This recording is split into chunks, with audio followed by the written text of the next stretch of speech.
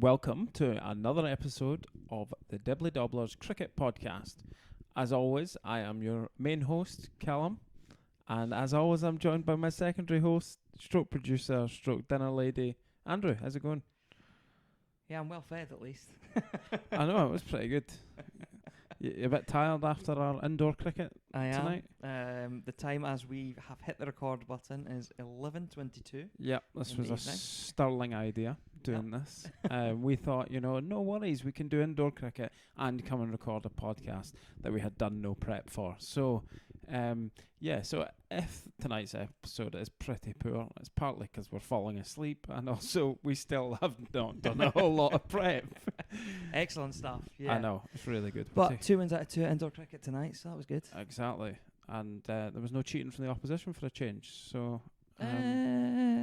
No, I think they were all right this week. Oh, just the umpire was cheating. It was. I was bang on that line, and that run out was out. That was terrible. So it's a week to forget. He knows who he is. It's a week to forget for me anyway. So it was fine. But right, producer Andrew, what are we talking about tonight? So what's going to kick us off tonight is we are going to talk Ashes. Obviously, the Ashes series starts next week. We're going to give you a full preview episode next week.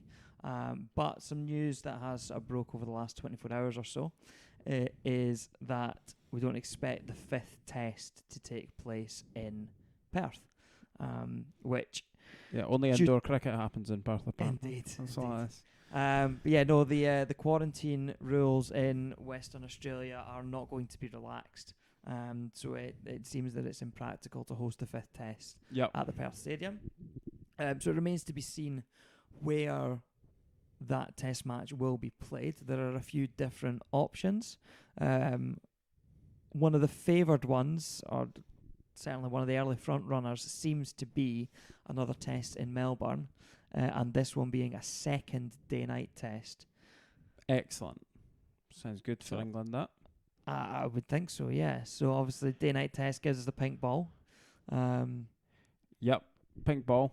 So which, undoubtedly, at the end of the day, England have got a good set of swing bowlers. So if you've got 2 out of your 5 test matches are played with a pink ball, now, Australian bowlers aren't going to be a mug with a pink ball either, but they're not going to be a mug with a red ball. So either way, they're still going to be good. But I think it definitely moves the advantage towards England. And in theory, English batters are also more used to playing against a ball that behaves like that. So. Yeah, and I saw some comments made by Mitchell Johnson today to that effect. He said the English bowlers are much better at bowling with a swing ball, and they are better batsmen at facing a moving ball, which you would expect because that's what they're used to playing in their home conditions. Yeah, and in the end of the day, we kind of touched on it a little bit last week when we were discussing about the sort of captaincy, which shock horror came, I think, actually by the time we'd actually released the episode, I think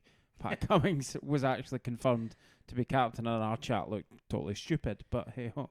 Yeah, we recorded, and then literally about an hour later, there was the Tim Payne announcement that he wasn't going to be part of the squad, and then the Pat Cummings announcement followed a few hours later. So that was great. Excellent piece of journalism. So whatever, probably by the time we finish recording this, Melbourne will have been confirmed as the 5th test. So I think, don't get me wrong, like from wearing an English hat, I'm like, yeah, crack on, have another test, have another day-night test. But I just think, Australia has got other grounds that you could use, and it just seems a bit...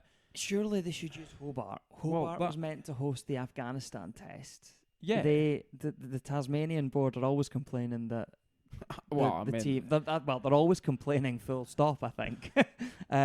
But they are always complaining that the Australian team doesn't play in Hobart as often as it should. They don't seem to get their fair share of the international games.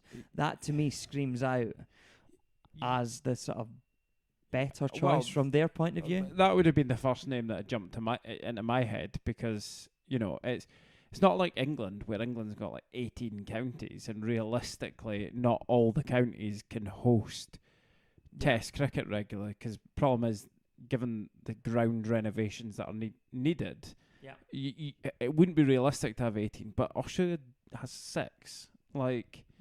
And they're all capable of hosting test matches. Yeah, and it does seem a bit odd. This is when they're like, yeah, just to stick it up then. We're going to take it to Cairns or something. Like the Darwin test match, just like in blazing heat. Don't actually think... I'm sure they play like winter cricket in the Northern Territories. Because I'm sure actually that's how Tim Payne made his way back into cricket after an injury, just as a random segue. But yeah, I'd have thought Hobart would be a better sort of test location. You can keep it with a red ball. It's probably a ground that England in some ways would be happy with because it's probably less traditionally Australian. Yeah. But I would still kind of keep Australia with that advantage. But I don't know the practicalities of whether Tasmania can meet the quarantine requirements and things like that. So that's the difficulty. It's maybe an uninformed suggestion. Well, they're certainly mooted as a possibility. Which would therefore suggest that. Although Melbourne love a lockdown, so I mean, they do. So they'll have one confirmed case, and that'll be them locked down for 6 months. Yeah. So when the newest Transformer Omnicron hits them, so. Yeah, indeed. So, if you were a betting man, where do you reckon the 5th test gets played? Melbourne. I'm going to go... I'm going to say that they're going to not have... Canberra. They're not going to have a second pink ball test, and they will take it to Hobart. Not Canberra? Nah. Getting on the act. Tumbleweed. Well, I thought it was quite good. Yeah, I'd like to see it being Hobart, but I'm just not convinced by that. Yeah, because they just seem to be like this annoying little Tasmanian Cricket Association or whatever. Just seem to be this like little annoying figure in Australian cricket that big Cricket Australia just go whatever, go away. Well, it's quite easy. There's a body of water separating them. I'm telling you. January 1st, 2022, Tasmania are invading mainland. They're just going to be irate. They're not getting a test match. Tim Payne's been sacked off unreasonably. They're going to be raging. I'm going to send all the Tasmanian devils over to sort the Tasmanian boys. Yeah, going to sort it out. But, yeah, I don't know. If there's enough backlash against it and that it's going to give England too big an advantage, but I've got to be honest, Hazelwood start, Cummings, red or pink ball, I still think it would be 5-0 to Australia. Yeah, so we'll get to that next week. But, I think I'll probably. Yeah. So I'm going to say Melbourne though, because commercially I can understand it being Melbourne as well. Yeah, and it is a big venue that they've lost. The Perth Stadium's a great big new stadium. That will have been a high revenue test. Yeah. So I think from a sort of, and then today they're coming off the back of the pandemic where they'll have lost commercially a lot of money and things like that. I think that's probably what makes Melbourne the sort of favourite to take it.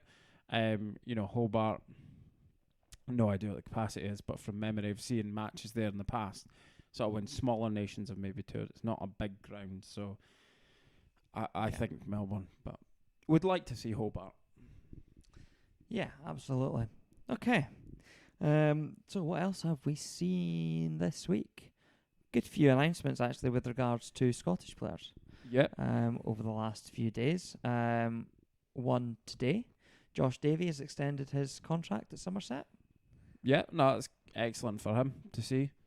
Bit disappointed for Scotland because we might have got him in the summertime as well. But no, it's he's flying the flag for the country, even if he's during the county season is pretty unavailable. But and he's been an excellent performer for Somerset over the last few years, both with red and white ball. Yeah, well, that's it. He's thoroughly deserves that contract extension. I think he's through to 2024.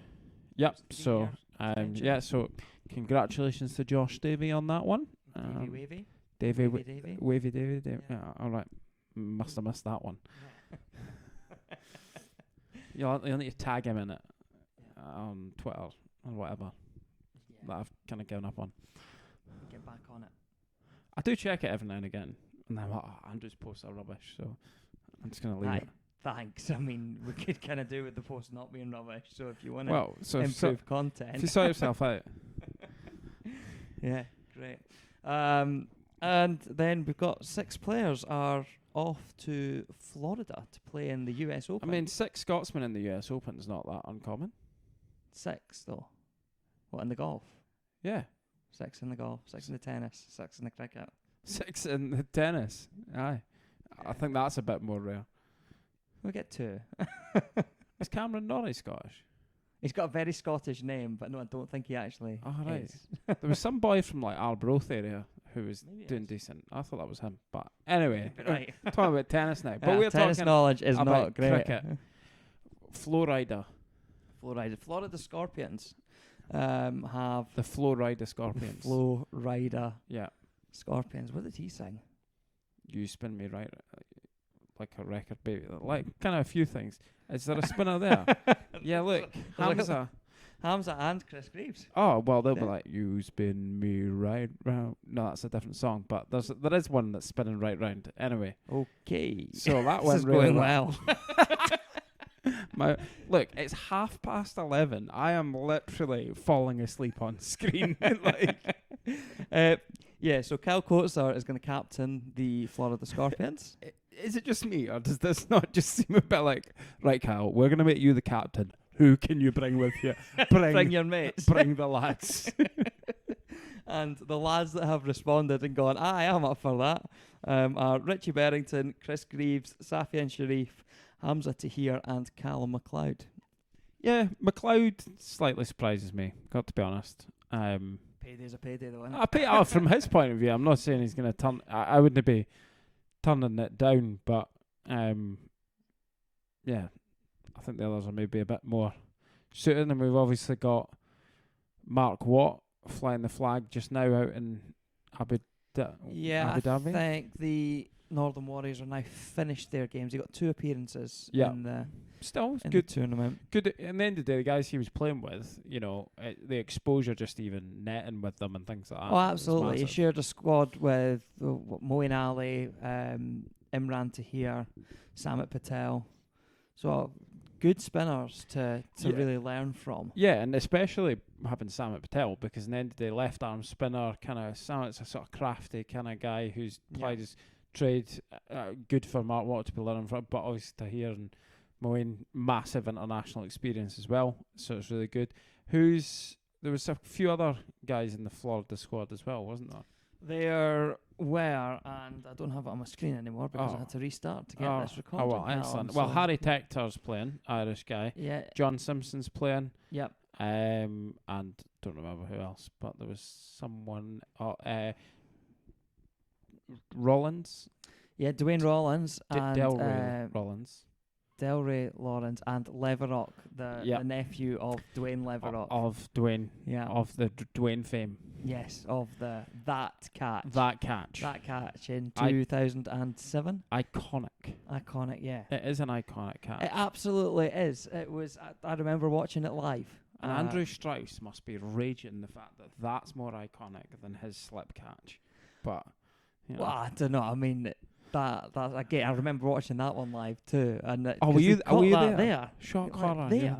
Andrew likes to drop in when he was live. Or was this just on the telly? It was on the telly. Oh, right. I thought you were actually there. I was no. Yeah, I was in the West Indies for Dwayne Leverock's catch. I wouldn't have put it past you, mate. No, I remember sitting on my sofa watching it live. You and John Terry, you just pop up everywhere. In full kit. You're like the boy for the summer, running on the pitch. He was at that during the rugby as well. Oh, for God's sake, he's an absolute tool. Yeah. I'm not going to say his name. No, we're not, but get him in the jail. Oh, just get him in the sea. Like just drowned. Right in the sea with concrete on his feet. Yeah, no, get him in the jail and do the responsible thing. I think mine was far more responsible than the jail. But anyway. Yeah. So good. Some big names. Dwayne Bravo is playing in the tournament. A couple other, Chris Gale. Chris Gale, yeah, big West Indian cricketers.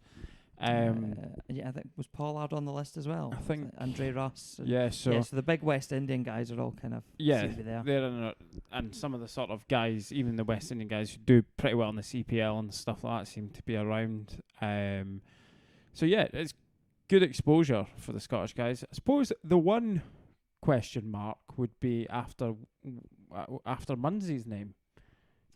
Yeah, because I'm sure he's played in it before. I'm sure he has, or was he in the Canadian one? Possibly. I'm sure I've seen his name next to an American one before as well. So it's interesting that he's not involved. Yeah, he's just the big Scottish name that. So I don't know. Maybe he's injured. Maybe he's just felt he's had a lot of cricket. Maybe, yeah. Possibly. So yeah, he's probably the one notable one. You go, oh, it's surprising to see all these guys going and not Munsey, who's probably the most obviously sort of talented, big hitting, short format player that Scotland have. Yeah. So, so speaking of 2020 though, so it's good to see that Scottish lads are performing or are playing anyway in the US Open. I can't why pick that name, but I don't know anyway, why you would call it that. I don't know why. But having said that, one of the teams is called the 22-Yard Sultans. So, I mean, that is the worst name I have ever heard. Yeah. And I mean, our cricket team's called the Wild Cards. So, I mean, we're not setting the bar very high. Yeah. But from next season, we are the 22-Yard Wild Cards. But anyway, much bigger tournament, and their name actually slightly makes more sense, is the Indian Premier League. Yes. Where today it has been announced who is being retained ahead of the 2022 draft mega auction, I believe it's the mega auction, yes, because obviously the IPL is expanding. They're going from 8 to 10 teams. Yeah. Ahmedabad are in it, and then the other team are going to wonder if they're going to have any luck now. So, hey, well done. There we go. I'll be honest, didn't even know there was a city called Lucknow, so I'm kind of not that bad at geography, so puts them on the map. It does. It puts them on the map, and it was just a miserly $960 million it cost for the group that purchased that franchise. Yeah, and I mean, they wouldn't do it if it wasn't worth it. Nope. So they're in luck now. Yes.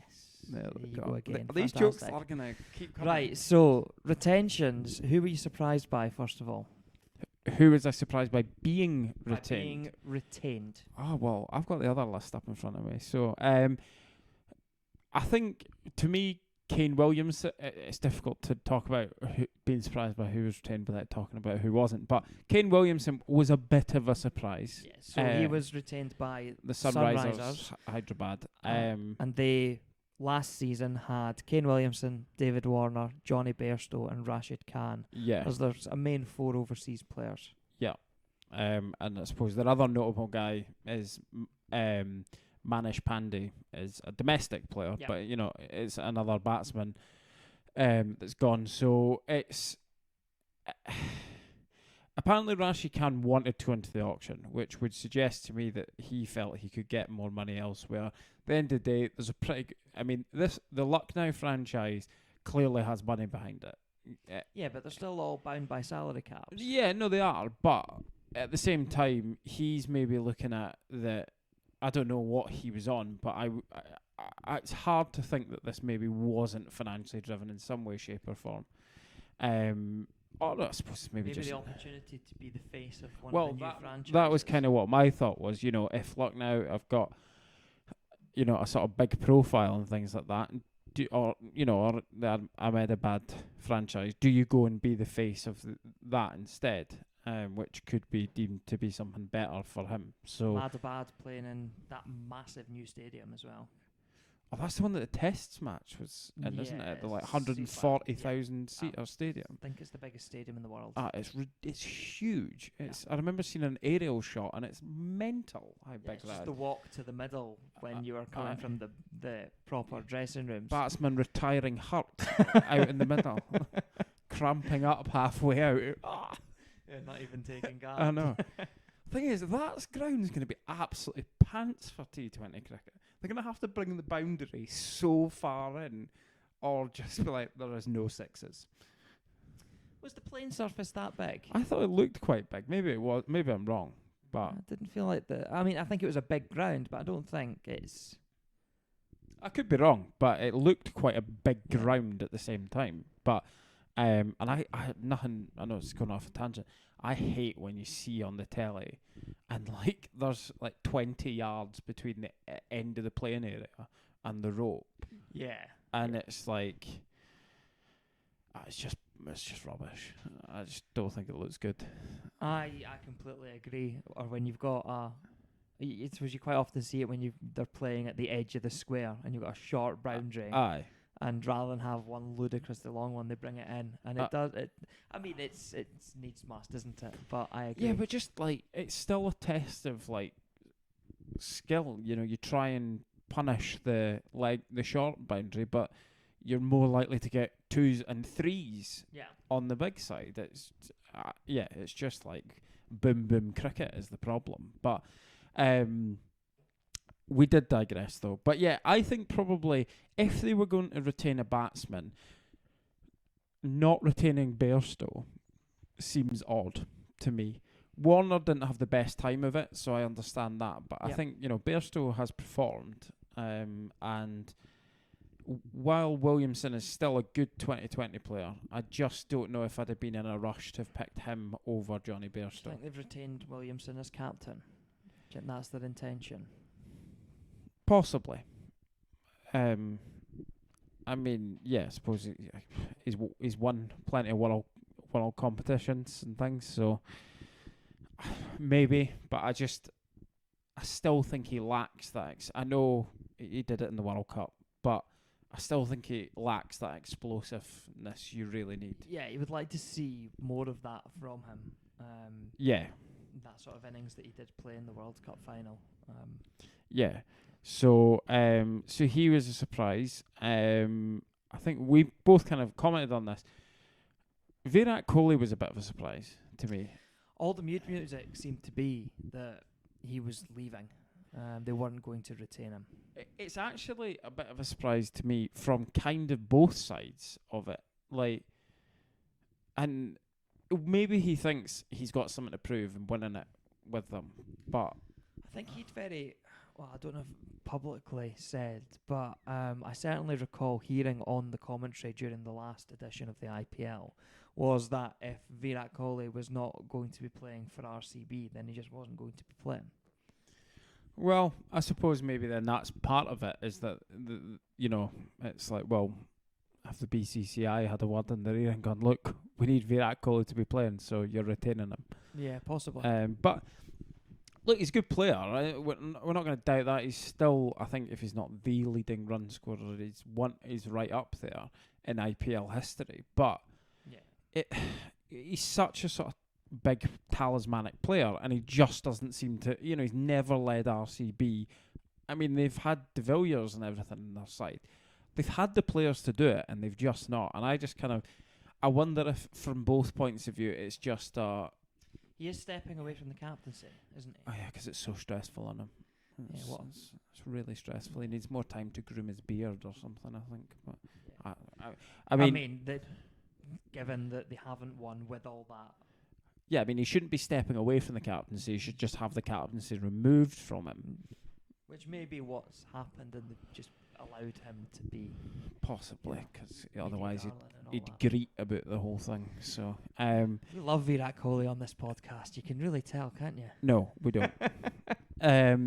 So they were probably two of the more obvious surprises to me. MS Dhoni being retained by CSK. I can see that. I think that's because he led them to success last year, and I think if he hadn't, I think we probably wouldn't be seeing MS Dhoni again this year. He's 42 now, something like that. Aye, I mean, to be fair, Chris Gayle was still going. I know he's not been retained, but he's what's he, like 40? He's similar, 42, 43. I thought he was slightly older, but yeah, I can see the point, but I think that's maybe just like he is Mr. CSK, which I suppose is a similar argument to Virat Kohli. But the difference is CSK have won things. them and Mumbai are probably the big two franchises. So it makes a bit more sense to retain an iconic player who's led you to success. Yeah. Kohli doesn't have that. So, I think they were sort of the ones that sort of sprung to mind for me off the top of my head. I don't know if you've got anyone else that you had thought about. They were the sort of main ones. Other players that were retained, so Moeen Ali and Joss Butler were the only two English players retained. Yeah. So were there sort of surprises of players not retained? We've obviously spoken about Rashid Khan, who is the big surprise because he is the best T20 player in the world. Yeah. I guess the next one, who kind of is a surprise but at the same time kind of isn't, is Jofra Archer. That's surely just injury. It That's has to be an surely injury just thing. an injury thing. And you even wonder from their side of it, is it, well, you've been injured, we don't want to pay you that money again. Yeah. So, because at the end of the day, I suppose the big thing to remember is that all these players could still be picked up by their franchise. They just have to be repurchased. So, but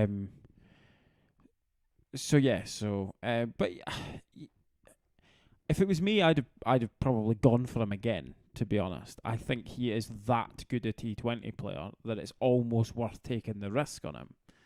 Yeah, I think there isn't another fast bowler on the planet who can do what he does in the T20 game. No, and he also in the T20 game, he smashes the ball a mile. He's a very good fielder. Like he is. There's probably I think there is an on-form, fully fit Jofra Archer is probably the only player in the world who challenges Rashid Khan for being the best 2020 player. Yeah. Because he can bring it with the ball. They've probably got similar batting abilities.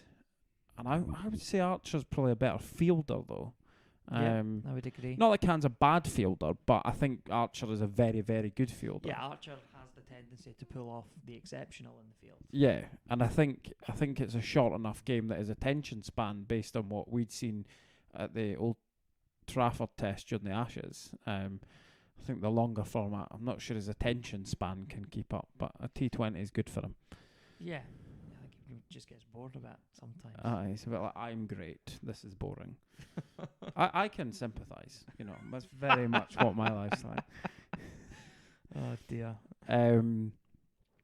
But yes, I suppose there's a lot of Owen Morgan's gone from to Kolkata to the final, which seems then a bit harsh. But then you look at his batting form and did his batting justify his place in the team? No, we sort of looked at Morgan ahead of the T20 World Cup and went, well, actually, does he justify his place in the team, in the England team as well, because of his form? And no, probably for England, though, he has shown as a captain, he brings a value, and I'm not sure we saw that for KKR. Yeah. KL Rahul's a bit of a surprise for Punjab Kings. Yep. He's kind of cemented himself as one of the key Indian batsmen now. I think it would be fair, and in kind of all formats probably. Or he's certainly right up there.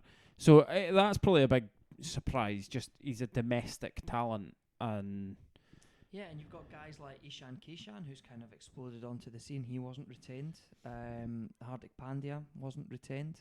Yeah, a lot of Rahul Chahar.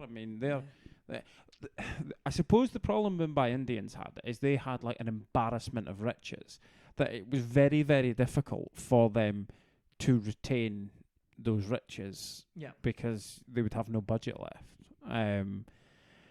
And I think that's probably what's cost. I think you will probably find those three domestic players, certainly Trent Bolt as an international player hasn't been retained either, but did they retain de Kock?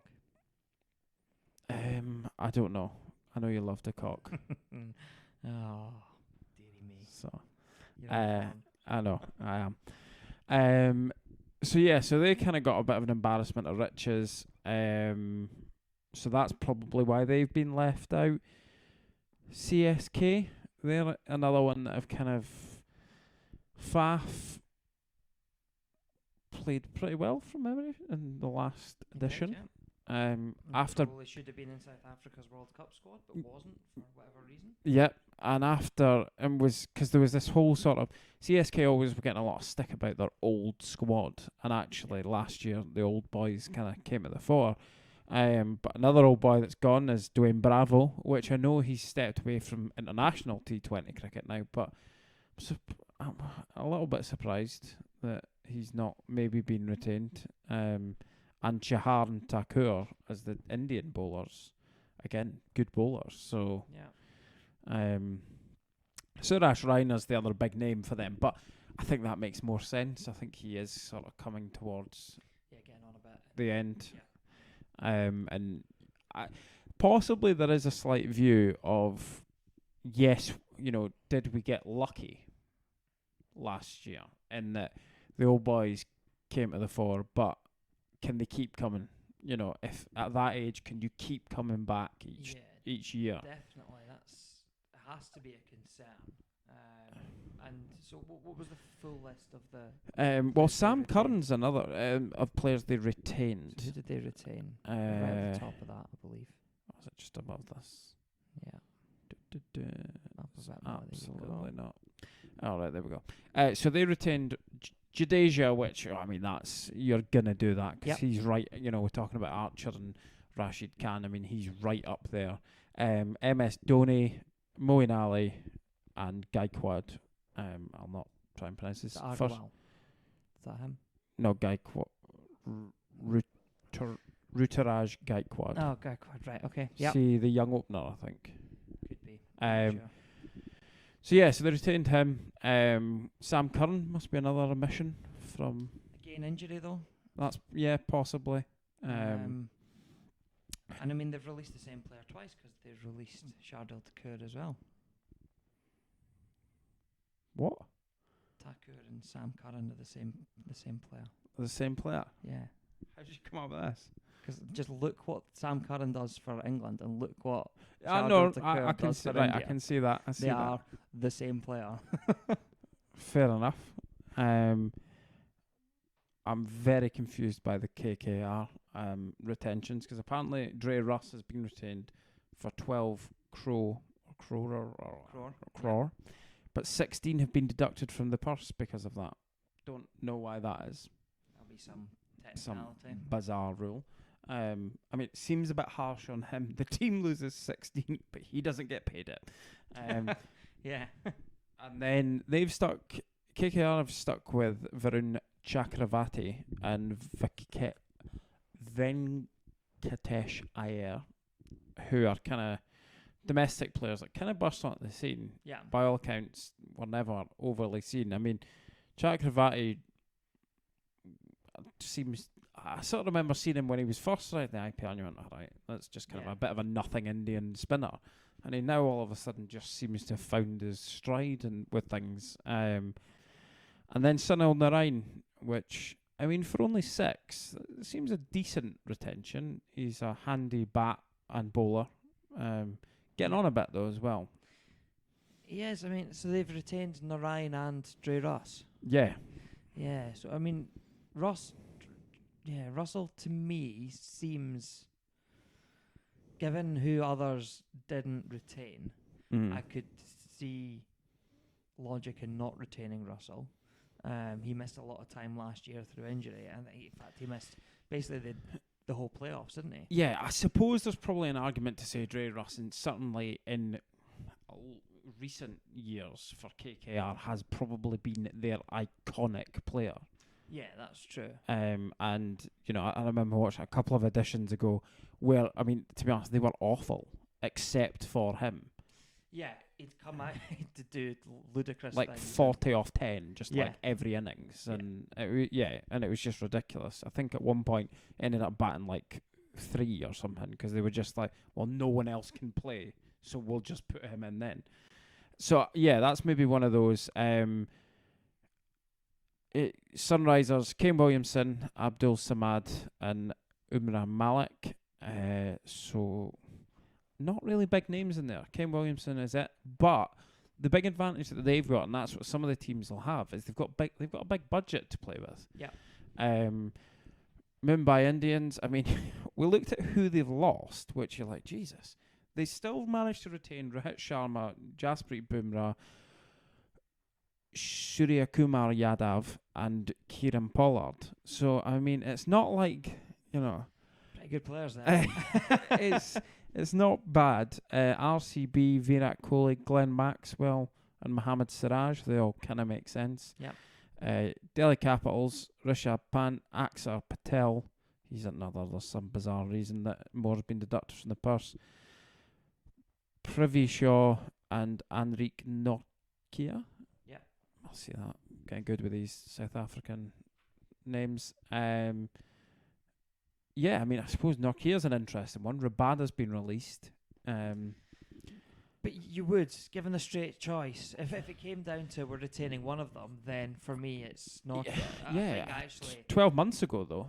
I mean, yeah, I know, but the decision was made now, and I know. Nokia is now the better of the two, just in a straight fight. And they've got him for 6.5, which seems like an absolute steal. Yeah. So, I don't know what Rabada was on, but that's a quality bit of business. Rajasthan Royals, Sanju Samson, sort of surprise, Joss Butler, and Yashavi Jaiswal. I'm gonna go with. That's probably wrong, but Samson and Butler have been their two standout batsmen over the last 2 or 3 editions. And then, I mean, they're covered for wicket keepers as well, aren't they? Well, that's yeah. And then Punjab have kept with Argowal and Arshdeep Singh. They only retained 2. So they've retained 2. Again, they've got a 12, but 14's getting deducted. Don't know why that is. If you know, if you're watching this and you know, let us, hit us up on Twitter, Andrew. What's the Twitter? Twitter at DevDogPod, or let us know in the comments. Let us know in the comments below. Yeah. Remember, like and subscribe and all that jazz. So what you've very much got is you've kind of got, there's 4 teams that have got like 48 left to spend. Yep. Okay, one's 47.5 with CSK, Delhi Capitals, Kolkata Knight Riders, and Mumbai Indians. So the biggest budget left to spend is the Punjab Kings, who've got 72 to play with. Sunrise Hyderabad of 68, Rajasthan Royals 62, and Bangalore have got 57. Which, actually, to be fair, I mean, you do look at that for RCB. They've still got a bit of money to play with, and they've got Kohli and Maxwell still there already. So, I mean, yeah. Siraj is no mug. No, absolutely not. He's another one that's kind of seems to burst onto the scene a wee bit out of nowhere a bit, or I certainly can't recall of particularly noticing him. Went to Australia and started doing wonderful things, and So I suppose ahead of the mega auction we've got, it's difficult to go who's got the best squad, because you kind of go, right, well, retentions, these are the best, but it's probably the 4 that are the best are the ones who've got the least money left. So, as you would expect. Well, yeah, and I suppose that's why they've done it. So it'll be interesting to see who. Do you have any left field picks for who you could see included in for big or even just for someone going for big money? Someone going for big money that you wouldn't expect to go for big money. Yeah, so obviously, I mean, like Rashid Khan's going to go for big money. Who do you see as being? I reckon someone's going to pay over the odds for Ben Stokes. Oh, absolutely. I mean, I'm not a huge Ben Stokes T20 fan. Yeah, I can see that happening, but I suppose commercially and all that, it's maybe gives you that balance. Liam Livingston is one that I could see him going for. Didn't have a great tournament. No, there. No, that's true. And I suppose have lost camera, so that's great. Oh, we're back.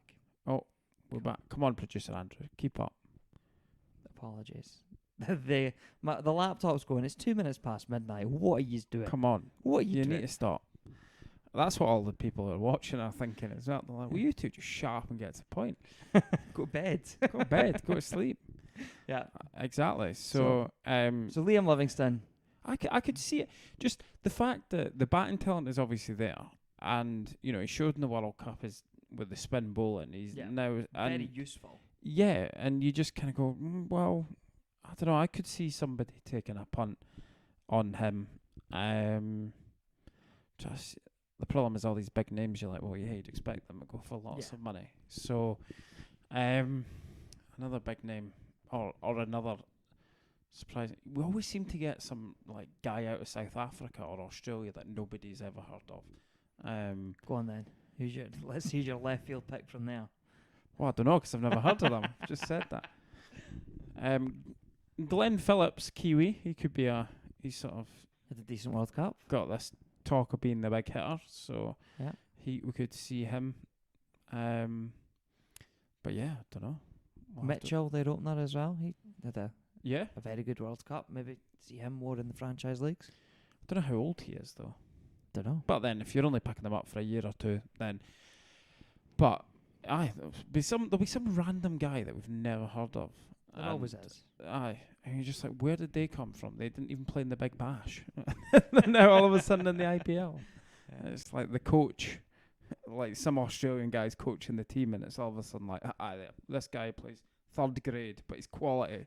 Get him in. Get him in the ones.